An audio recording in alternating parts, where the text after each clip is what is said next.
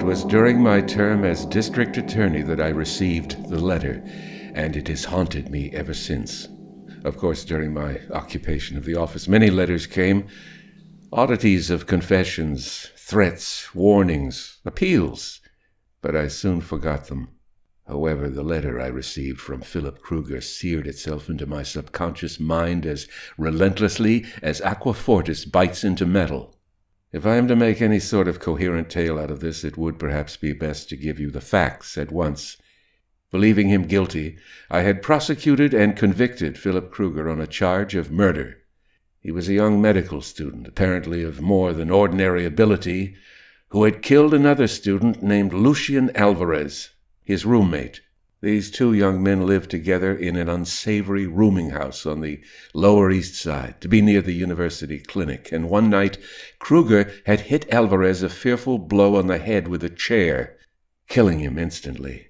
Another roomer had testified that he had been awakened by an unusual commotion, the frenzied cries of both men, as if engaged in mortal combat, and had arrived upon the scene to find the upper part of the house burning fiercely. It was contended that Kruger set fire to the house to conceal his crime, but Kruger denied this wildly. In fact, his entire demeanor during the trial was unusual. He sat for the most part in a deep, voiceless apathy, seemingly unconscious of what went on around him. Occasionally he looked up, blinked, and was apparently surprised by his surroundings. When the one witness was being questioned, Kruger seemed to awaken as if from a drugged sleep and listened intently. Noticing this, I stressed my next question. "Would you mind, Mr. Dean," I said to the witness, "telling the court just what you heard and saw that night? Tell it in your own way." "Well, sir, it's just what I said before. I heard him shouting, the furniture breaking, and Kruger, he yelled, 'Alvarez, you devil, I'll smash it.'"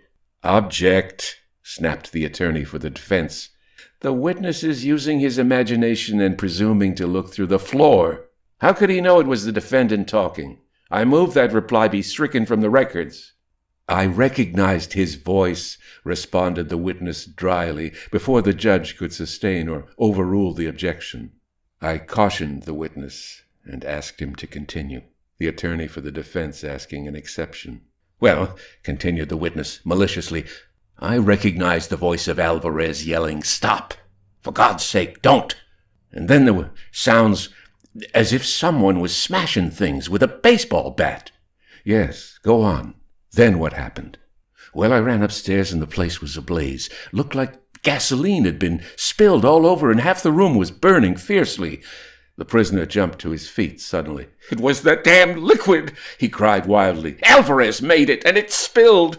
I wasn't near him. I was trying to crush and smash the head."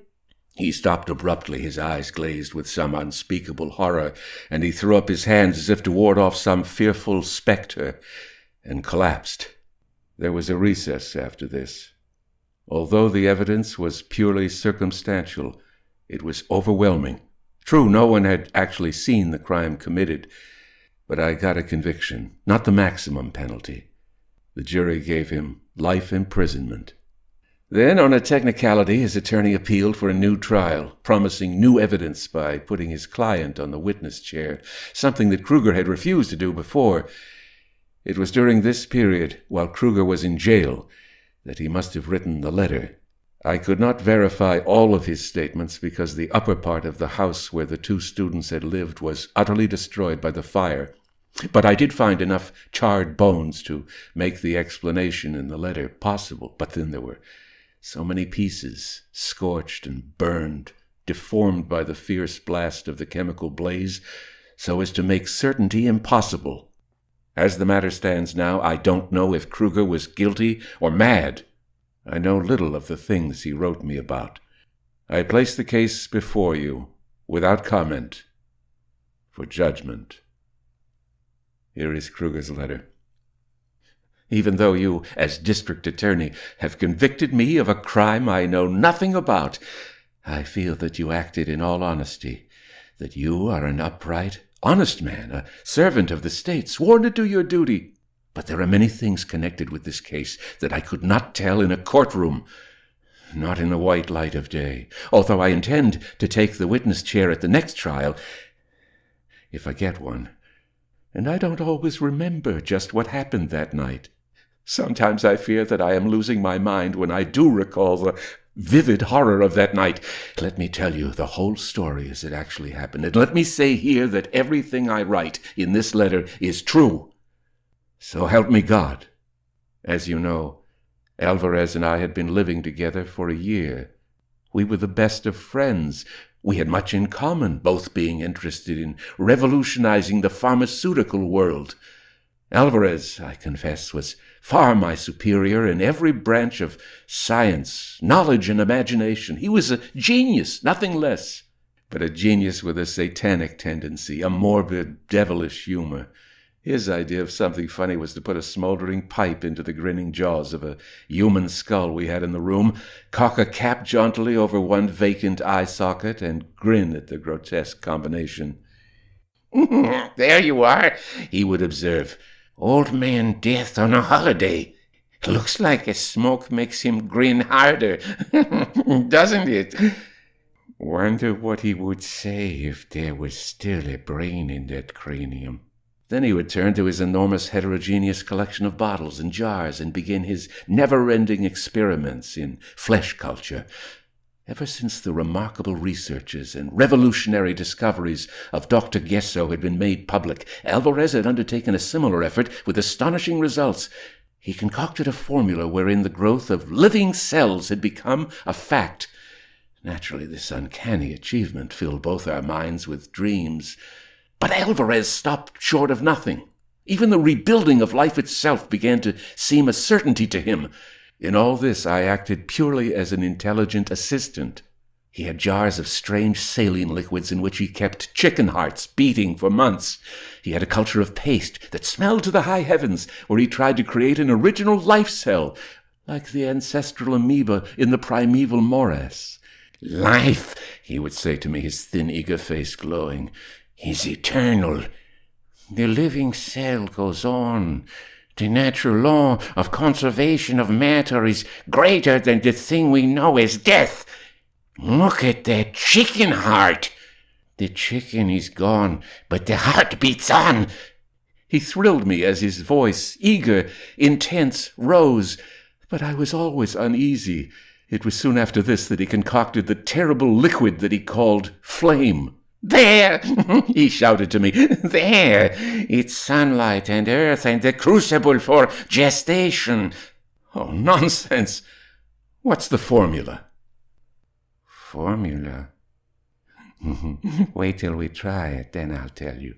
Phil, I think I've got it this time. If I only had a subject worthy." His feverish eyes swept the room. "I'll save it until we can get a good subject." In truth, the liquid was extraordinary. It never stood still for a moment. It whirled and swirled and bubbled with an endless energy, constantly changing color, from blue to orchid to red to flame, then to venomous greens, and constantly it contorted and twisted uneasily. Alvarez had it in a huge glass bowl. We had emptied our aquarium of germinating specimens to accommodate it, and it fascinated me. "By no means touch it," he cautioned. "Why not?" "Just so. It would prove disastrous." "What are you going to do with it?" "Experiment, of course. As soon as we can get the proper specimen, as, for instance, a human heart, from our dissecting room. And then I want to make it beat again. I'll keep it living for years. Or a human brain. Perhaps we can make it function." "You're crazy," I charged. "Am I?" he countered mysteriously. "Just wait and see." Some few days later he obtained the objects for his experiment, and I watched, fascinated, as he went about his work. But it was a failure. His subjects were reduced to a pulp. He muttered excitedly over the bowl. His lanky figure stooped, looking for all the world like some gaunt ancient alchemist, concocting a magical philter and venturing into the realms of the forbidden. There was something eerie about his muttering, his attitude, his pointed face and flashing eyes. "Not quite right," he said to me later. "I've got to change the formula a bit, but I'm convinced that I'm on the right track." It was several evenings later that he came in late at night with a large bundle under his arm, his brilliant eyes flaming. "I've got it," he cried to me, throwing the bundle on the table. "I've got it, Phil." "What?" It was after 1 and I wanted to go to bed. "What now?" "Professor Kincaid's expedition got back today from the Philippines and the South Seas. They brought back a lot of interesting things, and that's one of them. A head." A what?" "A head." "They were in the Moro headhunting country, and they brought back some of the heads the Moros keep for ornaments. This one used to belong to a white man. They had a bunch of them, so the professor let me take this one for my experiment. It's a beauty." I shuddered and edged away from the bundle. "You're out of your mind," I charged. "What do you want with that thing? Why bring it here where we have to live? Gosh, the place is like a morgue now." He hardly heard me. He was slipping off his coat, the light of the eager fanatic glowing in his face. "Tonight we'll know," he whispered, tensely, unwrapping the package with trembling fingers. Hardened as I am to human suffering, I could not help exclaiming over the terrible expression that death had etched upon that long dead face.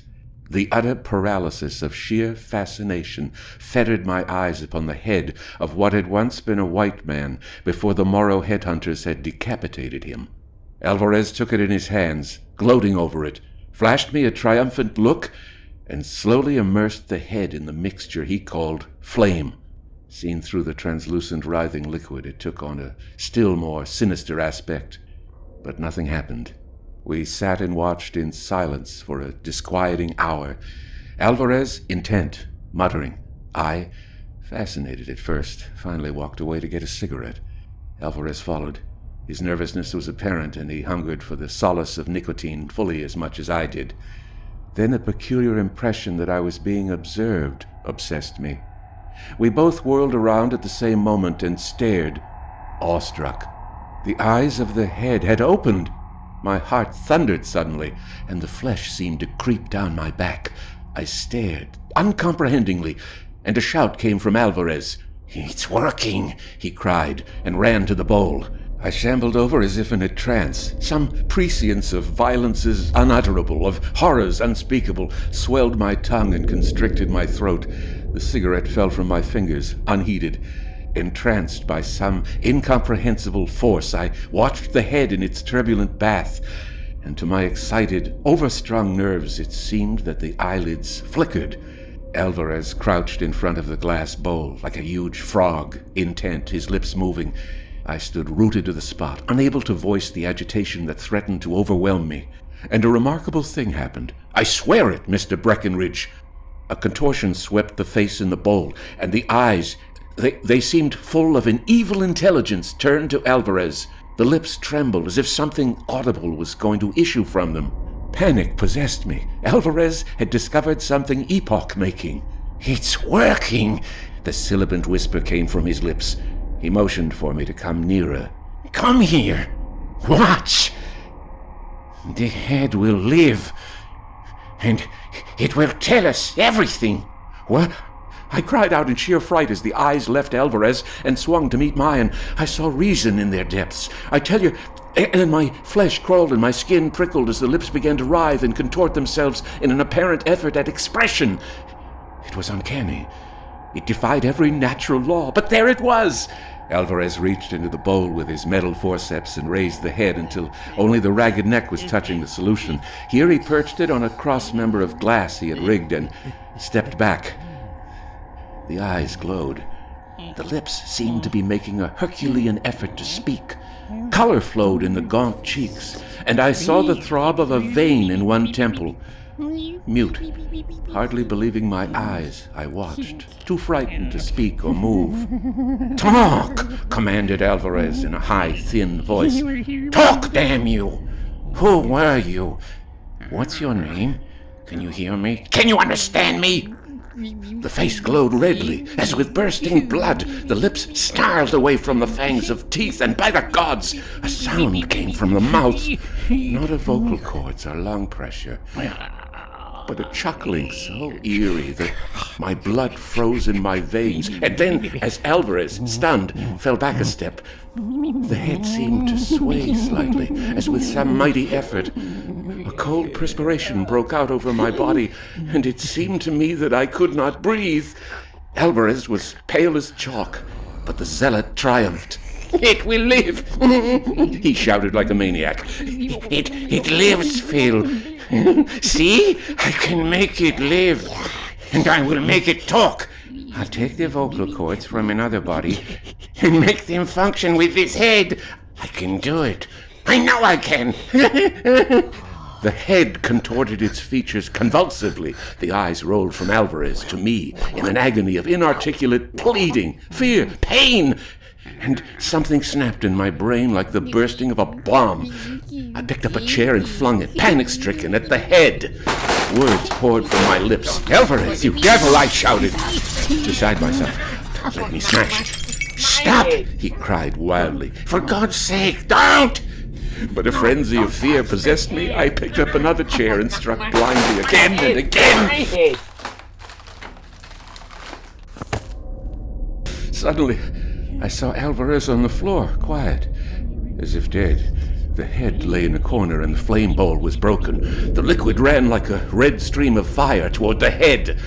I was conscious of one glance of unearthly hatred from those ghostly eyes, and then flame suddenly enveloped the room. Maybe it was the cigarette. Maybe not. But I remember nothing else until I awakened in the hospital. And here I found that I was charged with the murder of my best friend. It's not true. I did not kill him. It is, of course, possible that I hit him with the chair in my unseeing frenzy, but if so, God knows it was unintentional. This is the truth, Mr. Breckenridge, and I wanted you to know it. Signed, Philip Kruger. That was the letter. I immediately called the jail and identified myself, stating that I wanted to talk to Kruger. The warden answered me. "Kruger? Sorry, sir. He went completely haywire last night and passed out this morning. Yep. Dead. Well, I guess that ends his appeal to a higher court, eh?" I hung up. No, I told myself. It doesn't. He has gone before a higher court.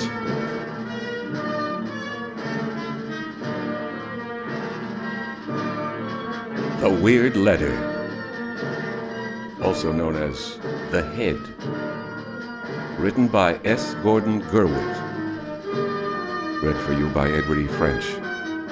The copyright exists on all recordings issued by Edward E. French.